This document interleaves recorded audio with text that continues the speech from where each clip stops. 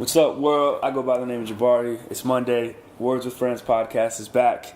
And for those that don't know, for those that might be just tuning in, you know you can support the Words with Friends podcast on Patreon. You can go to patreon.com/Jabari.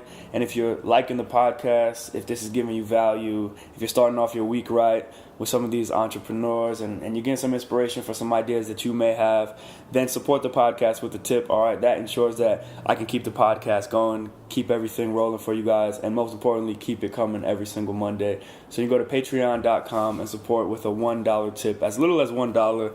And that's super cheap, man. That's cheaper than a sandwich. That's cheaper than a bottle of water in some places, all right? So support it, patreon.com/Jabari.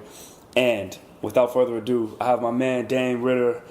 What's up, man? How's it going? Oh, it's going pretty good, man. Thanks for having me. Of course, man. I had to get you on here, man. You know, I have this big list of people that I want to get on the podcast, and it's like every week I just, get down the list, boom, boom, boom, check them off.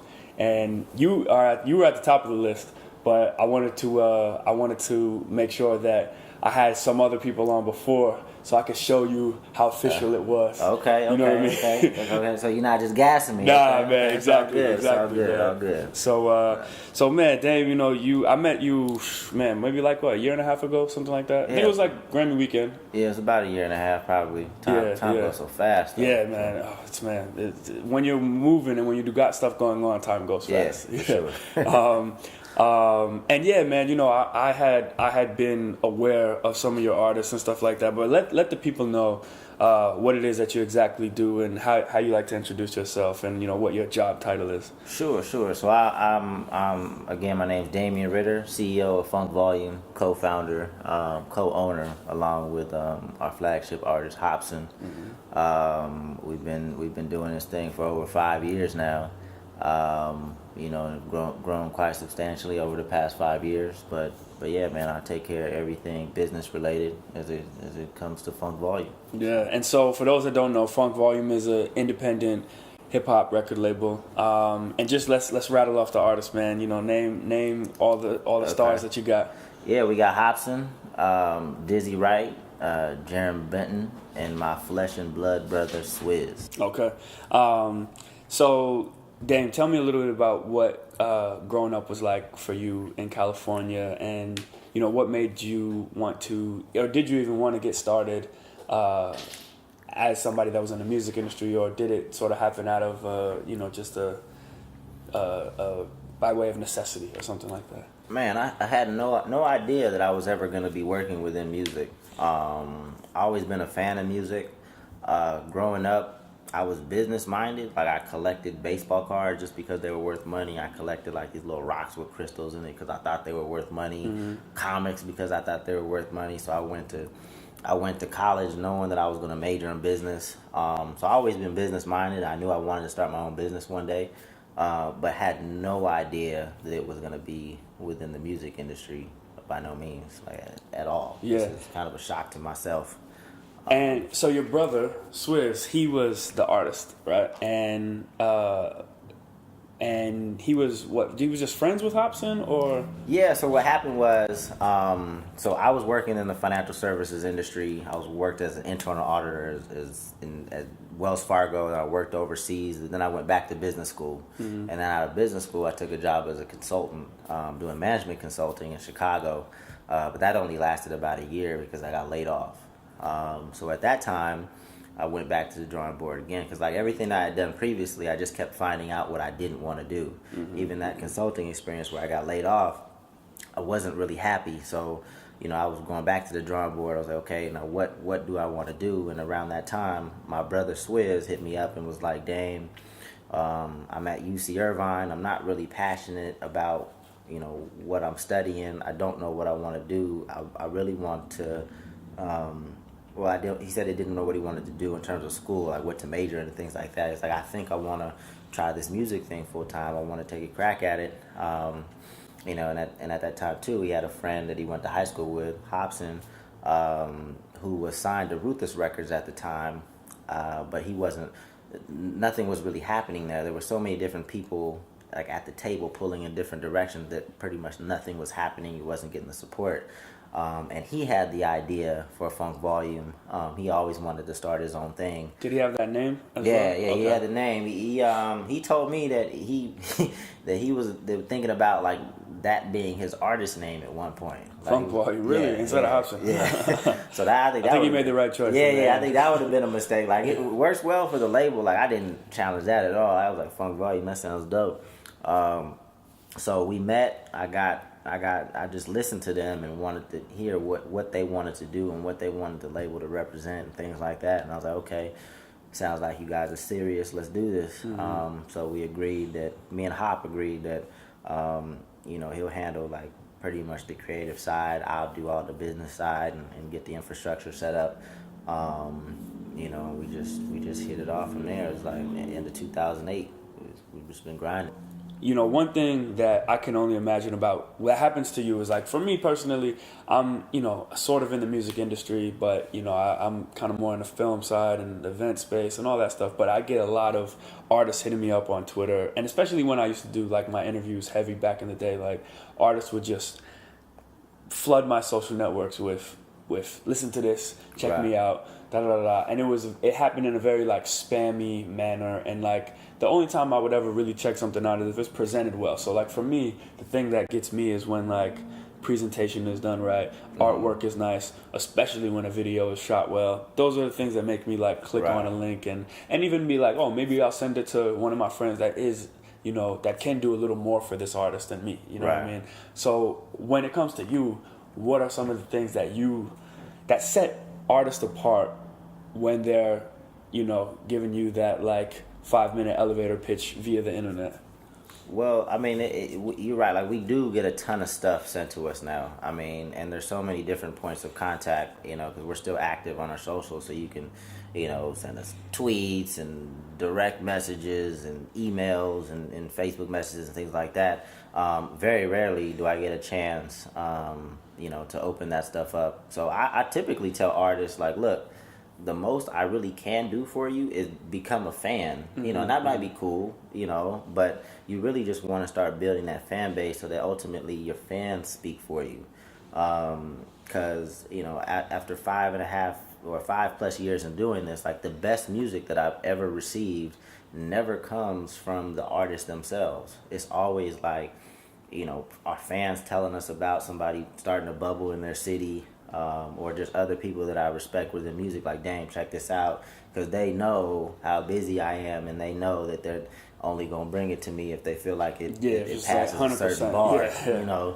So really, man, just focus on the fans, and there's not as many haters out there as like artists would tend to believe.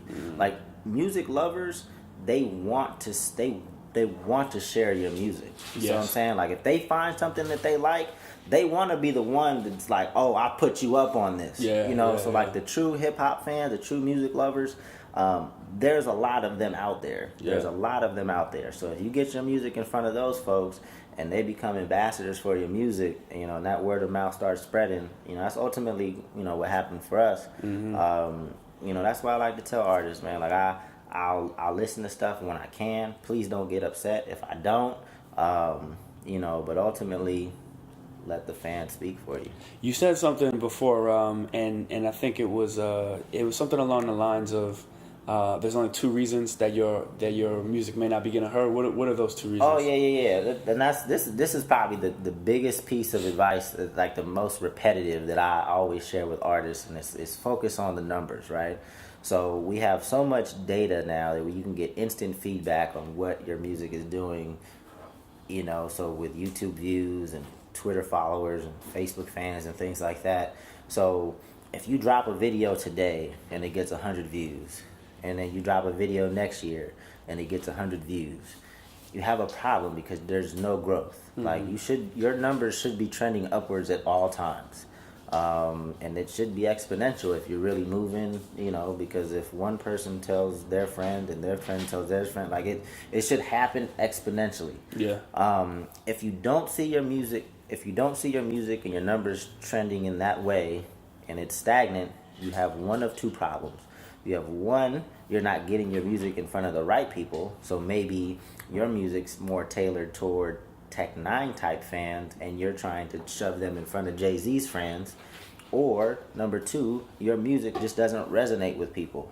So you have to change up your music. You have to, continue to hone your craft. You have to get better quality. Something like the image, like something's not right about the music. Yeah. That's typically, and then just to be completely honest, like that typically is the problem. Like that more so than the other. Yes, that typically is the problem because I think artists are such in a rush to get out there that they forget to hone their craft. Or they don't, because it takes time. Like Hopsin, Swizzz, Dizzy, God, these cats have been rapping for 10 plus years. It just doesn't happen that you're just a dope rapper out the gate. You can make songs, you know how to present yourself visually, you look comfortable on camera. Like that stuff doesn't happen overnight or in a year. What is it with, I think that in terms of rap, in terms of a lot of people nowadays, and I want to ask you, why do you think this is? Why do people think that somebody's successful? I just think that there's this like massive school of thought that people think that it's easier, or it's like just like people have this notion that like I can do that too. You know what I mean? Right. Like when they see somebody doing something, they're like, oh, that can't be that hard, or man, that's easy, or it's like I don't know why because that sometimes is it's true because sometimes like but that route is like hitting the lotto, right? Like if you see, and I'm not gonna put anybody's name out there, but if you see an artist that's not that good at rapping, but they got that one song, and they got that one song that has been pushed heavily. Yeah. And then that's what facilitates the illusion that anybody can do it. But having that happen to you is like hitting the lotto. So if you want to go the lotto route, if you want to, the 1 in a million shot, yes, you probably could rap as good as that person, but it would take hitting the lotto to do so. And there's a lot of things that artist probably did that you don't see. You know what I'm saying? There might have been the right person behind them. They might have did a lot of grinding and to get their name buzzing or whatnot. Because there's a lot more that goes into getting out there than the music. Yeah, absolutely. But like I said, the cats that don't have the skill and that haven't honed their craft, if you see them, you're not gonna see them for very long. The people that really have a niche or really have they can really make songs, like I think you'll see them. The people that might have just had that one and have trouble making 2 or 3, they're gonna come and go. How do you tell somebody to hone their craft, right? Because I think an issue that I have with even some friends, right? And like, from artists to just entrepreneurs, people that are trying to chase something, a lot of people are not really down and about honing their craft, and they're not really about putting the time and effort in. So like, how do you tell somebody, look, you did not make it yet, or things are not going your way yet because you are not working at it enough? Like, what is the right way to explain that to somebody? It's a hard message to deliver, and I don't typically deliver it because I don't feel like I have that authority. Like I'm not, like I've only been in this for 5+ years. I'm not Puff Daddy. I'm not Russell Simmons. I don't have the authority to do so. So what I do tell them is like, look, focus on your numbers and let the numbers tell you. Like, if you are that good, and you're consistently putting out good visuals and you're getting no traction, then I don't know, because I just don't see anybody that's that good and is consistently putting out stuff, good content, and is not moving. Like I just find that so hard to believe, because there are music lovers out there that want new music. Like they want new music. They want to be the person that found out of their clique of friends. They want to be the person that introduces the dope new artist to their friends, and I'm on this before you were on it. Type So I typically don't have to deliver the message. I don't think I should, nor do I think I have the authority to do so. I can give you my opinion, but I said, man, just look at the numbers. If the numbers ain't moving, then that typically is the problem. How do you, in terms of Funk Volume and the artists, and when it comes to touring, when it comes to growth, when it comes to, even picking up new artists, how do you have these numbers influence decision making, like from a business perspective, and when it comes to like operating and managing your artists? You know, what are like the key metrics that you're looking at? I mean, I don't follow them like every day. Like, look, oh man, you only got 1,000 followers this week. You need to step your game up. I just check in occasionally just to make sure we're on that trajectory, just to make sure that we're still going up. Yeah, you know what I'm saying. That's ultimately why I check it. You know, I use a system called Sprout Social to manage like all of the socials in one place, or to see a snapshot and we can post all our socials from just that from just that system. So I look in there just to make sure, you know, okay, Dizzy got like 50,000 new likes. Okay, maybe why did that happen? Yeah, you know what I'm saying? Like for big moves, I try to say, okay, why is this happening? Yeah, you know what I'm saying, to better understand it. But now for new artists, like, I don't feel like the metrics are as important. Like, we want to find somebody that's just super dope, that fits in with what we're doing. You know, everybody that gets along. Somebody that's different than what we already have. Every time we bring on a new artist, we want to make sure we're capturing a new demographic, a different sound, a different perspective, so they can contribute to the diversity, because that ultimately helps the label grow, and get in front of new eyes.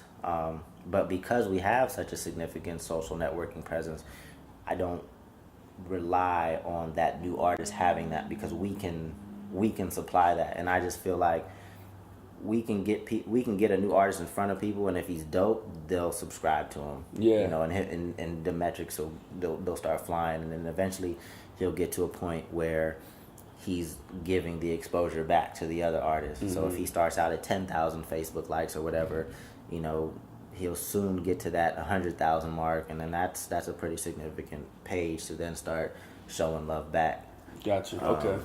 What because so much of what you guys do in terms of marketing is digital, right? I'm curious to know, have you done anything traditional, or like what happens how important is traditional, right? Because for instance, it's like Funk Volume and what you guys do in terms of like YouTube and with all of your videos, that's where a lot of the traction comes from, right? Like that's how people, you know, related videos, people can see those.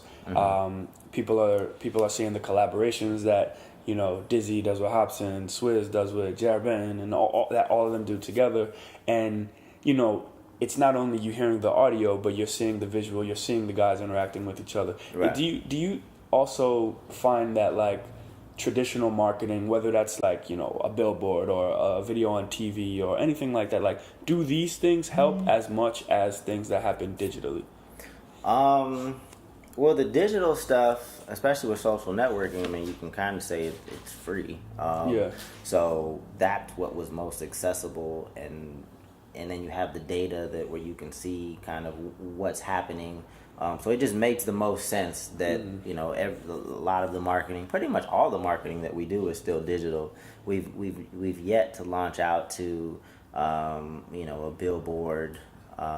We've gotten some of our videos on like MTV Jams and Revolt and things like that, but I don't know how much that moves the needle versus like, you know, something online where we get the click information back from. I mean, I know that a few people do still watch MTV Jam, so and because people tweet it like, oh snap, Dizzy just saw your video, Wright left on MTV Jams, whatever. But I don't know how many people did it. I don't know how. I don't know how that converted to like new Twitter followers or new fans. So yeah, I mean, most of the stuff is digital, because that's where you kind of get the biggest bang for your buck, and that's where you get the most transparency in terms of what's happening. But I'm not opposed to it, especially as we get bigger. You know, I wanted to try different things. But yeah.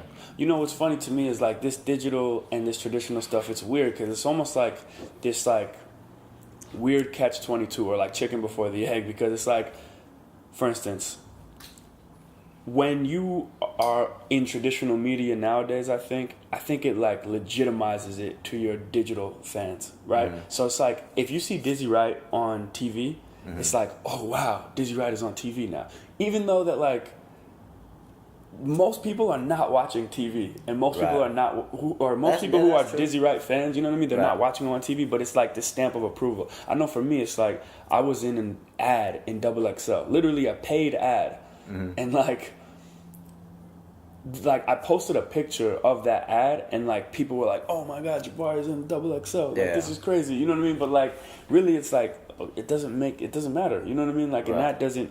But it's just this sort of like stamp of approval that people still have, and it always like bugs me out, you know, about like why that is. No, that's true. I mean, you would hope that perception leads reality. Perception may not be reality, but you would hope that perception leads reality, right? So that, you know, you can present yourself and make things look cool, so that eventually you are cool. Like, and TV, but it happens online too, right? Like people.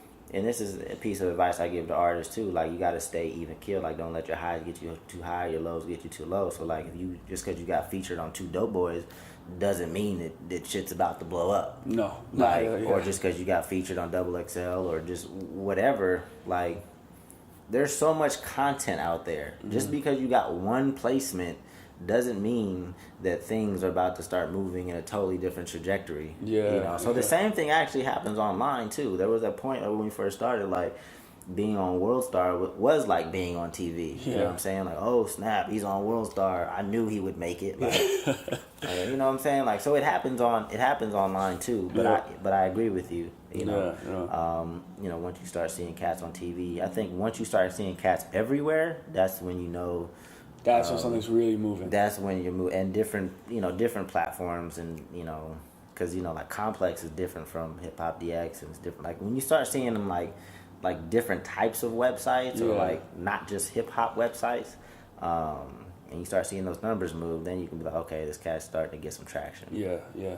Let's talk a little bit about you know, some more of your role in terms of managing artists, right? So like, how do you make sure that, you know, Hopsin, Dizzy Wright, Jarren Benton, Swizzz are all sort of like, you know, happy with being on Funk Volume? Because, you know, literally the flagship artist in Hopsin was coming from a situation where he was completely unhappy with Ruthless, you know what I mean? Like, and so it's kind of like, I mean, granted, he's a co-founder of this, so it's like, but still, how do you make sure that, you know, all, like Funk Volume is a good home for, you know, hip hop artists? Well, I mean, I let them pretty much do what they want. You know what I'm saying? Like, when they want to release something, we release it. You know, so there's full creative control, and I just try to support that in the best way possible. You know, and I think that, you know, once we start showing them growth, they buy into what we've set up. You know what I'm saying? So, like, as soon as Dizzy jumps on, you know, within a year and a half, like, he's on the XXL cover, he's doing shows everywhere. It's like, that's real growth. Yeah. And that's light years from what you were doing, you know, before joining Funk Volume. So as long as I can continue to show every artist growth, like being within the system, I think they're going to be happy. I also take a different approach because, like, typically with major labels before, like, part of the way they kept them trapped in their deals is keeping them stupid and keeping them financially in need, right? So, what do you mean? So what I'm saying is, like, they're contractually obligated. They don't really know what's in their contract, right? You know, so they and with the advance money, they might go through they don't tell them that they're supposed to spend some of that advance and actually investing in their career. So they probably would go out and spend it, and then they would need money, so they would have to re-up and re-sign, you know, another deal. And they don't teach them how to manage money. You know what I'm saying? There's nobody there to truly support them in growing and becoming a young man. So that's a big flaw in what I've seen. So with our guys, like, we make sure, I work with our business manager to ensure that they have checking and savings accounts. When they get to a certain point, we're looking at retirement accounts. They know how to manage their money. They know that the money coming in doesn't just go in their pocket. They're going to have to pay taxes. Like, there's never going to be a Funk Volume artist that has tax issues. Yeah. You know, so and then, you know, when it comes to the contracts they sign, to make sure that everything's transparent. This is what it is. This is the percentage splits. This is everything. You know, there's full transparency, because I need you to know as much as possible, because ultimately that's probably going to limit some of the arguments we have later down the line. I explained this to you. It was clear as day. There was no confusing jargon. Like, we all bought into it. This is what it is. So, I think building in that transparency, keep bringing on artists that are cool, humble for the most part, and that understand the value of the cross promotion. They buy into what we're trying to do and pushing everybody forward and building up the brand. I think we do, take a different approach to things, and it's more. It's just more supportive, and it just feels better. You just feel like you're doing the right thing. Yeah, for sure, man. It's not. Yeah, you don't feel like this label head, Right. Evil villain type character that so many people have. I think that's something that I was talking to my buddies about recently. Was like there's been like a villainization of major labels. You know what I mean? When not all of them are bad, right, but there's literally I think it's gotten to the point where the public even now, and when something gets to this level, it's so far gone where the public is like, I don't want that. Why should he sign a major deal? Like a fan thinks that they know about the music industry. Fans don't know anything about this business. I get cussed out all the time online, and you guys don't know how Funk Volume works, don't know how it's set up. I get all the names. They accuse me of holding artists back. I'm I'm just not gonna say anything. You guys don't understand how this business works. Yeah. You don't know us like that. You don't. It's all good. I get it. Yeah. But so let's talk about that sort of major indie thing and what would happen if one of your artists wants to sign to a major label. If I definitely would leave open that possibility, because at the end of the day, I want to do what's best for the artist. Mm-hmm. And if it got to a point where it's like, damn, there's just not enough resources here, or I need something else, I would hope that we were always a part of every Funk Volumes artist's career, at least as from a management standpoint. Mm-hmm.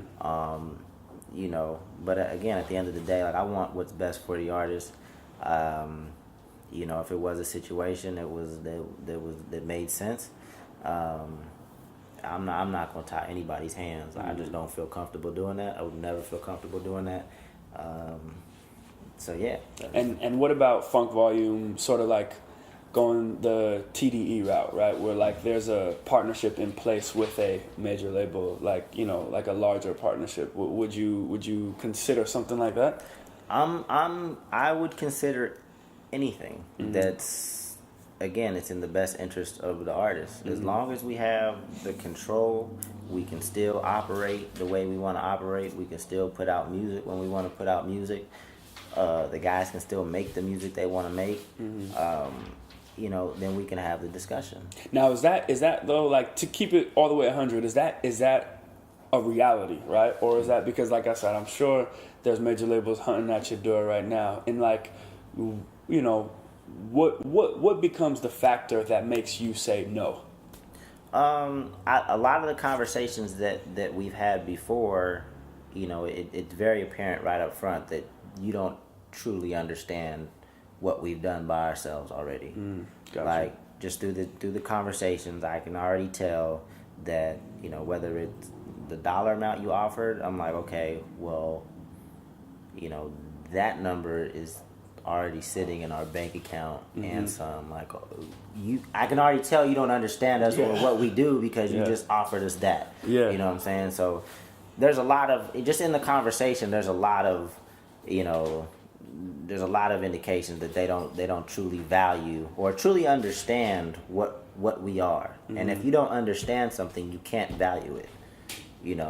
So if you don't, which also means you can't make it bigger. Yeah. I mean, and there's not much added value that you're going to be able to give me because there's not, you're not going to give. I mean, you might be able to give me some more money to do what we already do, but there's not any additional insight. Mm-hmm. There's not anything else you're going to bring to the table if you don't truly understand, or if you're talking to me and you're getting some of the artist names wrong. I'm like, you didn't go to the damn website. This is a label. This isn't just one. Even if you came because you're interested in one artist, please do the due diligence to go to the site and be like, okay, there's 4 of them. Let me memorize them all. It's ridiculous and it's pretty disrespectful. Yeah. So yeah, I mean, I would never say that that all deals are off the table, but at the moment we're doing good. So, what does it take to, I guess, take Funk Volume to the next level, right? Or like, where are you looking to take Funk Volume? What do you want to do? And not even just like with the help of a major label, right? But just like from an independent standpoint, and what is a trajectory that you see? I mean, we just want to continue to grow our fan base, and there's definitely platforms that we haven't had a significant amount of exposure on that can help us get to that next level. So, obviously one being radio, which still has a huge impact on sales and influence, for sure. So we definitely want to take our shot at radio, and then getting more TV opportunities. Most of the guys have interest in acting and things like that. So just putting them on that bigger platform, we're going back to what you were talking about. Like, if you start to see Jarren in like a damn, I don't know, what's a popular TV show. If you see him like, co-star or have his little appearance, you're like, oh snap, these cats are starting to really do some things. Yeah. So that in turn will, just grow him as an artist and grow the label and just the overall presence. If we, especially when we start bringing on 5, 6, 7 artists and we got everybody out doing their own thing, whether they're working on their own music, working on the touring, or working acting, or just putting out videos, all of it, reinforces one another and goes in the same direction. Yeah. Talk a little bit about the Funk Volume documentary, because that was something that I watched earlier in 2013, and just really respected seeing the grind and the hustle of all the artists and yourself, and really just being like not only seeing it, but also being like, and you guys distributed this yourself. You know what I mean? That was something that I really enjoyed supporting, and like, just I felt a little bit more of like not only connected to like the story, but it's like ownership in like, I'm helping support this independent movement. You know what I mean? Yeah, I mean the movie, was an idea I had, because we're constantly looking for ideas to either let our fans get to know us better or to reach out to new fans. So we're always doing like contests and things like that. But I was like, okay, we're going on this tour. Why don't we shoot a documentary that follows us on tour, which is cool, but it also kind of tells the story of how Funk Volume came to be, where we're all from, how we met, and I just think that would be really cool. So it was a ton of footage. I think like 3 terabytes worth of footage. I worked with A Plus and a frat brother of mine named JC, and they edited it, and we just kept going through different iterations and. I mean, I know it's probably something very novice to probably what you do, but it was well done, but man. Similar. So it was dope, man. Like I wish I would have known more about like movie distribution though, because when I first started, I was like, man, this is just gonna be something cool for the fans or whatever. But when we finished it, I was like, man, this is an interesting. I mean, obviously I'm biased, but. Like, this is an interesting documentary if you're like an artist like getting into music, or if you just want to be entertained for an hour and a half by 4 knuckleheads. Like, it's actually pretty interesting. And if I would have known about like the festival circuit, and there's so much. You know what I'm saying? There probably would have been more that we could have done with the documentary. Yeah, and it's actually going to be airing on Revolt, which is cool. Nice. But yeah, there's probably more that we could have done with the documentary, but I thought it was a cool project, and it did well for me. Yeah, man, sometimes you just kind of got to go and just put it out there, though, you know what I mean? Because the thing is with festivals and all film distribution and all that, man, it's, you talk about wearing many hats, running a label, and like adding that is a whole nother just beast of like different work, energy, and time. And that's something that I'm even just learning as I'm working on like my first like off YouTube feature film. It's like, dude, things just take so long, and like it's crazy. But I mean, when the finished product is there and it's done, it's like, okay, good. Yeah, I want to do another one, man. I want to eventually get into film. Like, I mean, and this is just for me being a movie fan and just thinking like, not that many good movies come out. Yeah. But I actually later on down the line, I would like to get into like actually real films. I'm just a movie fan, and I just don't see too many movies that come out that I'm like, oh, that was a really good movie. Yeah. It's like, man, it's more so on. I mean, there's a lot of great films, man, but there's just on the independent level, man. You know what I mean? It's like there's a lot of big blockbuster films and all that stuff that like some are good. You have like, obviously good is relative, but I know what you mean. But like, it's so hard to create something like the film industry is just like the music industry, right? Where it's like they do things based upon like what has succeeded in the past. Right. So like you won't see a lot of movies in the theaters nowadays that are original stories or that are, you know what I mean? And it's like it's so sad, but it's like because the people who are financing the films are just looking for a return on the money that they put in the film. It's like the only thing that matters is the cast and what audience do we have already built in for this thing, you know what I mean? Yeah, so it's pretty much exactly what happened to music and how music became so less diversified on the radio. So I see. And the same thing is like where the real dope shit is happening is on the independent level. It's the same thing with music. You know what I mean? Like that's where the real talent is, and that's where like the innovation is happening. So I think everything comes in cycles, right? And like you're gonna as the independent stuff gets more popular, you'll start to see like bigger budgets, bigger films, bigger stories, and all that stuff. But original ideas. Yeah, I can see it just slower with music because it takes so much longer to make a film than to make a song. Exactly. So I get it. What are some of the things that what are some of the challenges, man? Like in running a label. I mean, I think there's so much that you have to do, obviously, in terms, like we said, like managing personalities, egos, and all that stuff. But like, what are some of the other things that you've been hit with that you weren't even expecting out of left field when you started doing this thing? And now that you've been doing it for 5 years now, which is relatively short but relatively long at the same time. Right. I mean, initially, what really threw me off in the beginning, I'm super accustomed to it now, is just the lack of professionalism.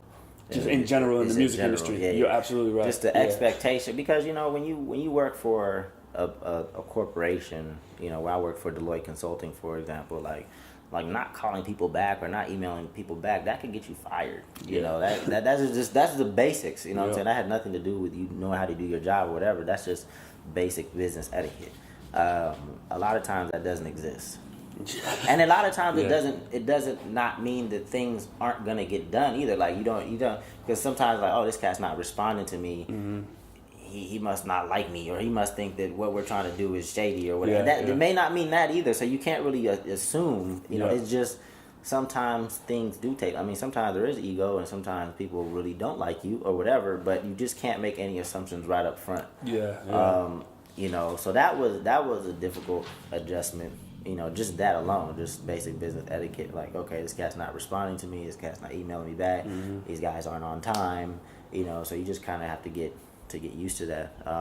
But I quickly got over that and realized what the deal was. But just in terms of like, man, like when you're on a business or just managing people, it's like, how do you manage people's expectations so that everybody stays cool? You know what I mean? Because typically when you run a business, like say you have like 5 or 6 people that are part of your business, and you put out like a pizza or whatever, and you told them, it's like, okay, look, just take what you feel like you deserve, and you have 6 people, right? After 2 people, I bet you the pizza's gone.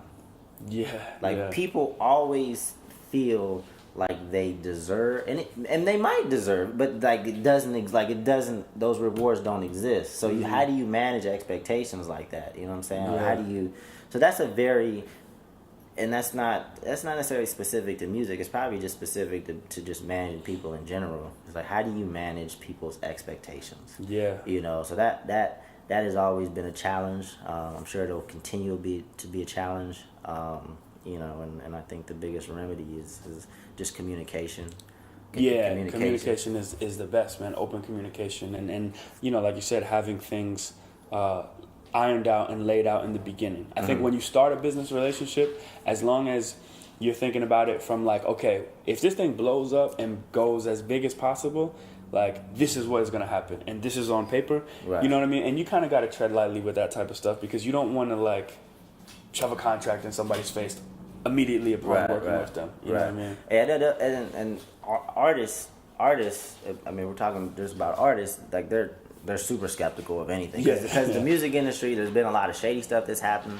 So I understand that too. Like there's a few artists that I would like to work with, but I know that if we're gonna work, it's probably gonna be like a year or two just to build the relationship, to get them comfortable, because I know that a contract just turns people off. You know what I'm saying? Like, oh snap! Although it's important because you need to protect yourself. You don't want to be working and never reap the benefits or never get compensated for work that you do. But yeah, most artists are super skeptical. Of everything. Snap. It's funny, man, because I sort of wear this two-sided hat of an artist and an entrepreneur, and I find myself I work with artists a lot, but I'm an artist myself, and it's so interesting, man, because I find it's like I always think about things in terms of like, well, how would I approach this on like my artist side, right? So like and I think that certain things are like, when you can show people opportunity, show people especially revenue, show people like things that, like you said, that they weren't doing before, and now they're doing, now that they're working with you. I think that is a way to be like, okay, look, here's what happened. Like now we're gonna have to put something on paper. You know what I mean? Yeah, I understand. Like I have no problem with it. Like I don't. Like I'm fully comfortable in where I'm at as a person, as a professional. Like I don't need an artist to live. You know what I'm saying? I don't. If I was dependent upon like being a manager and all of my money came from a percentage of artists' revenue, that's a dangerous place to be in. Like that would drive me crazy. And also I don't think I would be able to manage them in a way in which they needed to be managed, because I would constantly be thinking like, oh snap, like I gotta pay my bills too. You gotta do this. No, you gotta do you gotta do this. So I'm not in that position. Like I don't I've saved up money. I'm not in a position where like I'm 100% dependent upon receiving management fees. And I feel like we can make more sound decisions and decisions that are in the best interest of that artist because I'm in that situation. What in terms of artists that you are looking to sort of like work with, sign, all that stuff, what is the sort of like number one thing that sets people apart for you? Man, one thing. I mean, obviously they got to be super talented. But again, I can't. It's not just that. Not just that. It's definitely not just that. Because I've considered starting a separate management company to manage artists even outside of Funk Volume. Because Funk Volume might not fit in certain artists, and I still believe in an artist. I still want to, use my resources and try to push an artist forward. I think like the artist has to be. I mean, I understand skepticism, but if you can be skeptical to a fault where like you don't do any, like you have to take direction, or I'm not gonna be any good to you. Like if you don't ever take any of my suggestions, like then why am I here? Like if you don't take no direction, like you're skeptical of everything, like you're pretty much just doing what you were doing. So just do what you're like, just continue to do that. So yeah, you have to have a level of humility, and just be willing to listen. Like we've learned a lot. I mean, it's only been 5, but in that 5 years, we've done a lot. We've tried a lot. We've done a lot. We've met a lot of people. So I would hope that there was some trust in the things that I'm asking them to do. So just humble yourself and just be open. In the 5 years, man, that you have been working, have you felt like there's been a level of is it now just like a system, right? So for me, it's like, for instance, with the party that I throw, right? It's like I've been doing it for so long, 3 years now, that it's really like a system. It's like I know what to do. I know how to book the places. I know how to get people there. I know how to release the ticket information. I know how to like book my travel. Everything is just like, so it comes to a point of it being clockwork. And now what the goal is just new customers and like getting it to new people and like, building it from there. Is it the same thing with you in terms of the label? Is it like I completely know how an artist can come into the label? You know, we can get them on the road, we can get them working with people, and then like, is it like has that system become, well, has that process become more systematic for you? There's probably a small percentage of just like systematic processes that we know we're gonna do as soon as you come on. We're gonna do this and we're gonna get you pop, but there's so much growth to be had, you know, and part of the challenge in growing a label is like, how do you, you know, because a lot of labels have come and gone, right? Like, how do you not do that? Like, how do you maintain? How do you stay? How do you stay relevant? How do you keep introducing something new so that the fans are always looking forward to what's next? You know, and there's a lot of things, and there's not even something that we have right now that people are looking forward to. So it's kind of like, okay, what is it? I mean, I know at some point, you know, a Funk Volume album would be big. Each one of their individual albums will be big, but nobody has anything on the calendar yet. You know what I'm saying? So that we're kind of in that stage right now. Okay, well, what are we gonna get people? I mean, we're not in danger. I don't feel like we're in danger of just like falling off the map or anything, because everybody's still working and things will come out.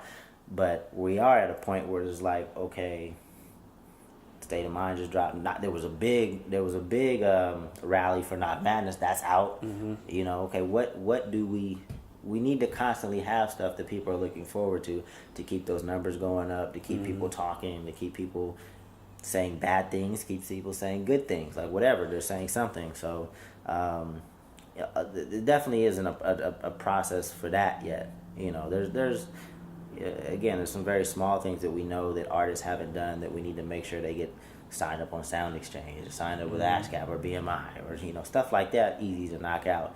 But from an art perspective and just from like a momentum, like how do we get, you know, we got to move. So there's not really, after some of the paperwork, there's not really a system yet. Yeah. Well, I'm sure that will come, man. I'm sure. And even if it doesn't come, it's just like, this is what it is, and you sort of learning as you go. Right. You know what I mean? Right. And figuring things out.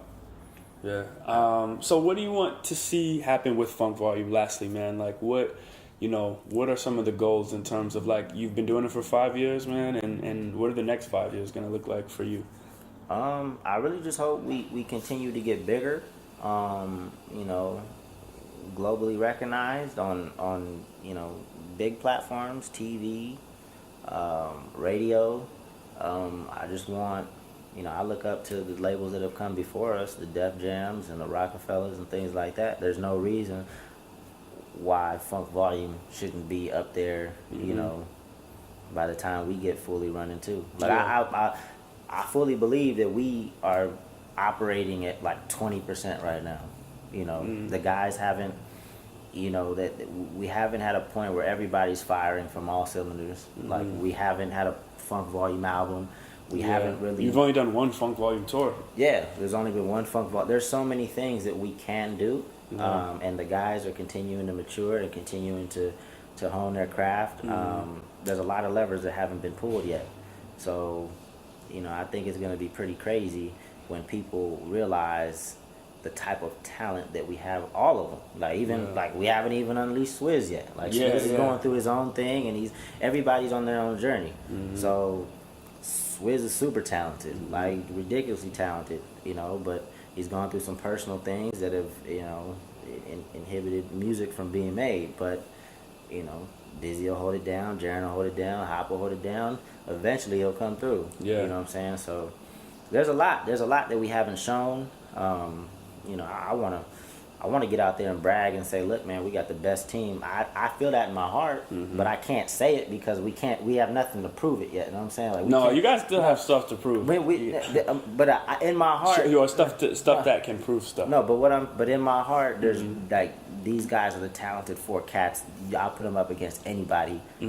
That's what I feel in my heart, and I will be more vocal about it when we put out the stuff that supports those claims. Gotcha. But I know it. I know it in my heart, and that's why I work with them.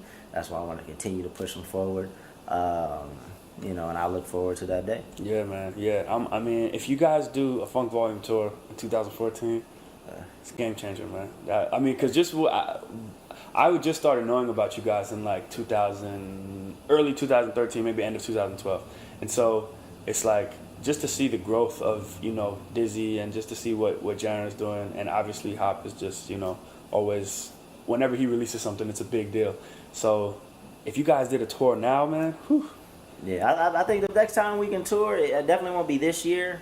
Possibly next year, but that's not something that we want to make an annual thing. Really? Okay. Why is that? Is that just you want to make it special? Or yeah. Well, we want to make it special, but we want to give, because a tour like that takes up like half the year. You know what I'm saying? Like 4 or 5 months or whatever. True. So how can the guys develop individually if they're constantly on the road together? Yeah. You're right. We need each of them to develop as individual artists, because their fan bases are. I mean, don't get me wrong. There's definitely fans of Funk Volume as a whole that like every one of them just the same, but there are also fans that love Dizzy and hate the shit out of Hopsin, and love Hopsin and hate the shit out of Dizzy. So we need every artist to develop as their own individual artist, go out, do their thing, and then when it comes together, once every 5 years or whatever it is, you know what I'm saying? Then it's like, oh, snap. It's more of an event. Yeah. We can make it like, like the circuses come to town. You know what I'm saying? Like, it'll be crazy. So that's what I hope. Like, I don't even know if it'll happen next year. So we'll see. We'll see when the guys want to do it. But I do know that, when they do come together, it's going to be crazy. Yeah, man. So when we get the Funk Volume album out, then there'll be a tour. Yeah. Okay. Yeah. And whenever that is, I have no idea. Yeah. But I think that'll be the next time that it'll make sense for them all. Okay. Cool. And anything else on the horizon, man? Funk Volume Fitness, man. I've been working on another business called Funk Volume Fitness. Okay. I think I might have seen you tweeting about this a bit. Yeah. Yeah. So I wrapped up the business plan. I've been meeting with folks to get the website up. Okay. And give me the quick skinny on what's going on with this. So Funk Volume Fitness is it's going to be a comprehensive approach to fitness. So there'll be 3 pillars: fitness, nutrition, and mind. So mind being mental health, because you got to take that comprehensive approach, because each one of those pillars affects the other, right? So if you're not eating right, it's hard to work out. If your mind's not right, it's hard to work out, vice versa. Yep. And I just want to really have a site for young people to come to get the information they need to make some healthier choices. And then we'll be doing a lot of stuff that we do from a music perspective to engage people, to challenge them, contests, highlighting people, chat rooms, things like that, to really make it fun. It's really important that we start to make healthier choices, start eating right. There's a lot of, you really almost need a damn degree in food education to know what's going into your body these days. Nowadays, for sure. Yeah, I mean, there's so much stuff out there, and it's like, man. Yeah. I see you got Joe Cross book right there, man. Yeah, so I mean, get some young cats juicing. Start getting some. Figure out a way to get fruits and vegetables to communities that don't have easy access to fruits and vegetables. Get people drinking more water, because we're all addicted to these sugary drinks. People are getting diabetes at a younger age. So I think, we have a lot of influence with our fans. We're hoping we can, shift some of that influence in a positive way, a positive and cool way. You gotta make it cool for kids to listen. Dude, that's such a big thing, man. Cool. Yo, I always say right now, man, like, no revolution or any type of social change is gonna happen if it's not cool. Yeah, you gotta make it cool. You have to. You gotta make it cool. So yeah, man, I'm hoping sometime in 2015 we'll be up and running. Again, it'll be a place for young folks to come get some great information. They'll know that once they see something on that site, it's been well vetted. The information is not going to be biased. It's not going to be, nobody's going to pay us to put some information on any products out there. Any product that's there, any workout that's there, any diet that's there, we fully believe in 100%. Because that's a challenge too, man. Like, you want to learn how to do something, you get like 8 different perspectives, and you're like, oh shit, I just spent an hour and I'm more confused than I was, before I had the question or whatever. Yep. So yeah, I'm excited about it, man. It definitely, because a lot of people think, oh, the artists are just going to jump on, and like, nah, the artists don't have to be involved. There are some, like Swizzz is super into eating organic and working out and all this, Swizzz is on point. Yeah. With when it comes to health and fitness. Dope. So when it makes sense, we'll bring the artists in and have some contests and interviews and things like that. But other than that, man, it's really just bringing over the name to appeal to folks, to try to get them in, and hopefully they like what they see. Nice. That sounds dope, man. And let people know, man. Let people know what projects have just released from Funk Volume, and then where can they find more about Funk Volume online? Oh, for sure. So Knock Madness was Hopsin's latest album that dropped the end of last year. And this year, Dizzy Wright released the State of Mind EP. All of the songs can be found at www.myfunkvolume.com or iTunes. Mm-hmm. But yeah, we're pretty easily to find when you Google us. So, yep. So yeah, we should come up many pages. Funk Volume. All right, guys. Well, that was another edition of the Words with Friends podcast. Like I said, again, if you guys are enjoying this, getting value from this, support it with a $1 tip, as little as a $1 tip on patreon.com/Jabari, patreon.com/Jabari. And look out for everything that Funk Volume and Dame have going on in the rest of 2014. And I will see you guys next week. All right? Peace.